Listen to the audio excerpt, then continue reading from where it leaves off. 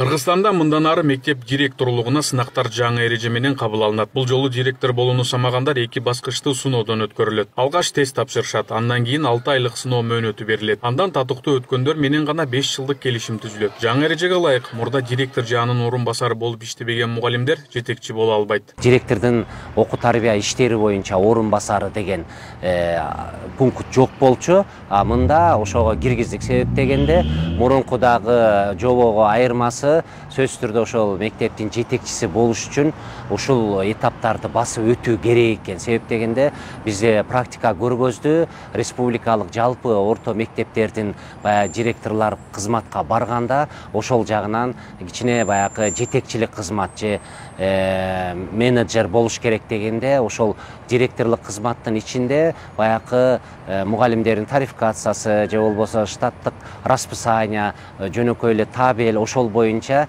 жетекчи билиш керек болуп эсептелинет да. Жаңы жобо ошол директорлордун билим берүүсүнө, биздин жалпы эле республикалык билим берүүсүнө эффектисин берет.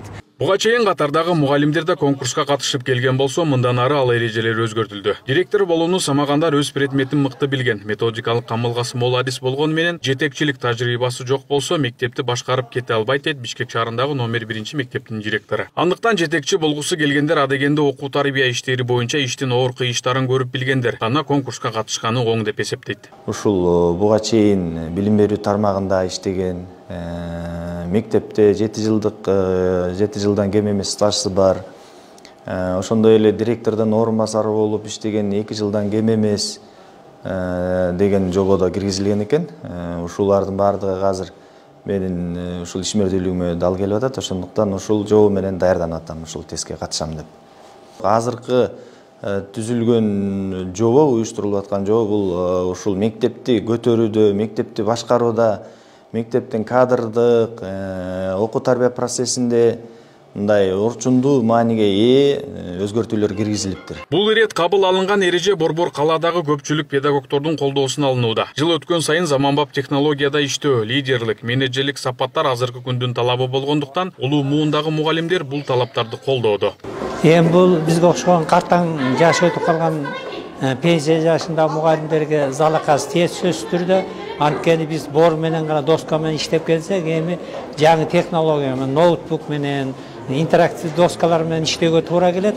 Эгерде мугалим ушуну өздөштүрүп кетсе, жакшы. Жаш кадрларга аябай туура, анткени мамлекеттик бүткүл дүйнөдө санат решип атат. Ушу санарикти билиш керек. Санарик мугалим болушу сөзсүз түрдө милдеттүү.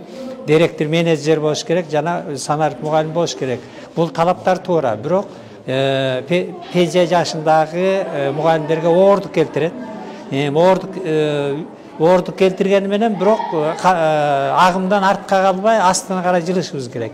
Деген менен Билим берүү министрлигинин жаңы кабыл алган жобосу айрым мугалимдерден наразычылыкты жараткан. Буга чейин директорлукка ар бир мугалим катышууга укуктуу болуп келген болсо, бул ирет кабыл алынган эрежеде 2 жылдан кем эмес директордун орун басары болушу шарт. Мындан улам колдоого албагандар да бар. Ошол эле учурда билим берүү тармагы реформага муктаж экенин айтып келген адис Асылбек Жодонбеков Азаттыкка берген маегинде ырастаган. Мектеп директоруна же мугалимге болгон жалпы стандарттык талаптар албетте керек. Бирок баарын бир алкакка салып ошого ылайыкташтыра берген жарабайт. Билим берүү бул тирүү организм. Ар бир мектептин, аймактын өзгөчөлүгүнө карап мамиле кылган оң. Конкурска катышкандардын көбү мыйзамды мыкты билери, жаңы технологияларды өздөштүрүүнү, билим деңгээли жогору экени көрүнүп турат. Бирок мектепте жетекчи болуп баргандан кийин жамаат менен иштеше албай, жумушун жүргүзө албай кетип калгандар да болууда. Ошондуктан аймактарда мектепте катардагы мугалим болуп иштеп, жөндөмү жогору экенин байкалгандарга мүмкүнчүлүк бериш керек. Белгилей кетсек, билим берүү мекемелеринин жетекчилигине талапкерлердин арызын кабыл алуу 4 марттан башталды. 2023-жылы өткөн сынактардын жыйынтыгы менен 1084 мектеп директору дайындалса, 2024-жылдын март айына карата республика боюнча 402 бош орunu бар. Байман Ахматов, Майрамбек Абдибилал уулу, регион Бишкек.